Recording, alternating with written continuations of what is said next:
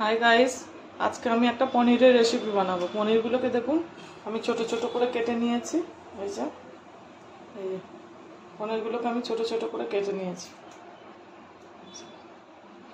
পেঁয়াজ নিয়েছি, পেঁয়াজ আর রসুনটাকে একসঙ্গে আমি স্ক্যানারে একটু ঘষে নেব। রান্নাটা আমি এখন মাখন দিয়েই করব। আচ্ছা, এর মধ্যে আমি একটু পনিরের টুকরো কাঁচা রেখে দিয়েছি, কাজু কিশমিশ কাঁচা লঙ্কা এগুলো একটু বেটে নেব। এই যে কাজু কিশমিশ, বাটির মধ্যে কাঁচা লঙ্কা দিয়ে দিয়েছি, আমি বেটে নেব।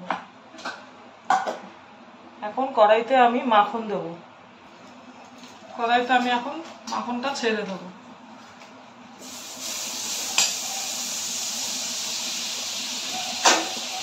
এবার পনিরটা দিয়ে দেবো।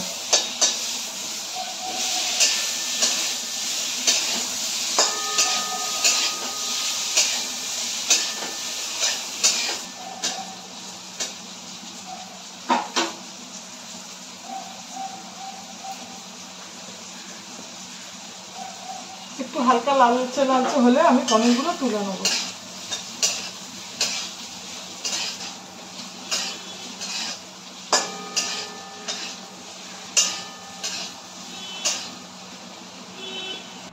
দেখুন পনিরগুলো আমার লাল করে ভাজা হয়ে গেছে।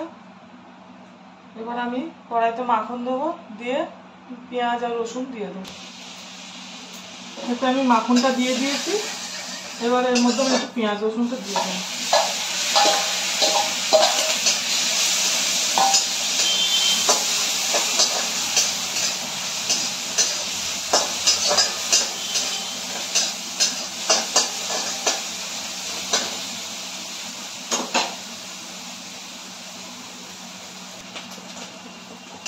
আচ্ছা, এতে আমি দুটো শুকনো লঙ্কা দিয়েছি। দুটো শুকনো লঙ্কা দিয়েছি। এবার টমেটোটা এর মধ্যে ম্যাশ করে দেবো।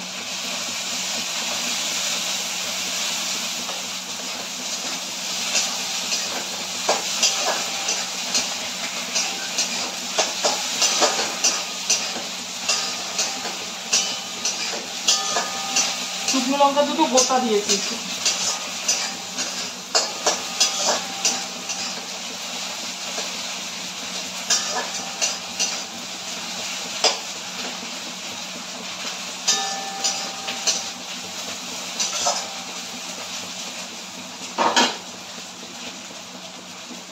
একটু কাশ্মীরি গুঁড়ো লঙ্কা দিয়ে দেবো।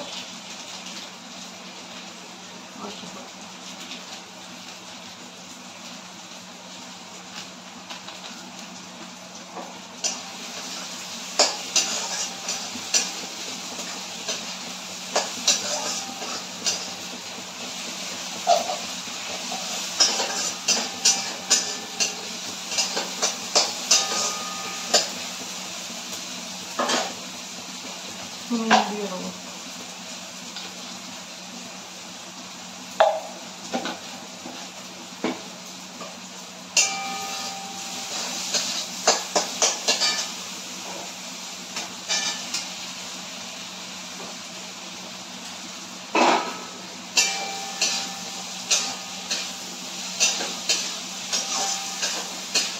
মাছটা কমিয়েই রাখবে, বাড়ালে মাখন তো পুড়ে যেতে চায়। এবার আমি কিশমিশ কাজু এইগুলো একসঙ্গে বেঁধেছিলাম সেইটা দিয়ে দেবো। কিশমিশটা দিয়েছি, তাহলে আর চিনি দিতে লাগবে না।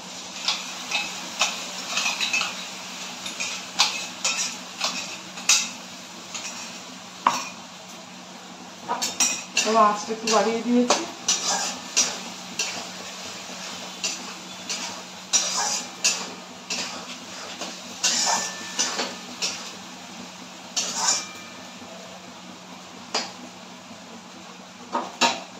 আমি একটু সামান্য পরিমাণেতে জল দেবো।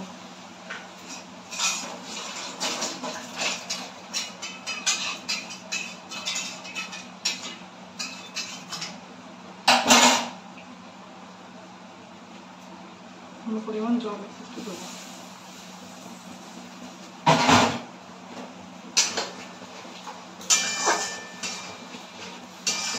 খুব সুন্দর গন্ধ একটা বেরিয়েছে, দেখুন আমার তেলও ছেড়ে দিয়েছে। এবার আমি রান্নাটা নামিয়ে দেবো। আমার রেসিপিটা হয়ে গেছে পনিরের। এটা এইভাবে বানাবেন। এটা বানালে মানে পরোটা বা লুচি দিয়ে খেতে ভালো লাগবে, বা নান দিয়ে বানালে খেতে ভালো লাগবে। আমার চ্যানেলটা লাইক, সাবস্ক্রাইব, শেয়ার করুন।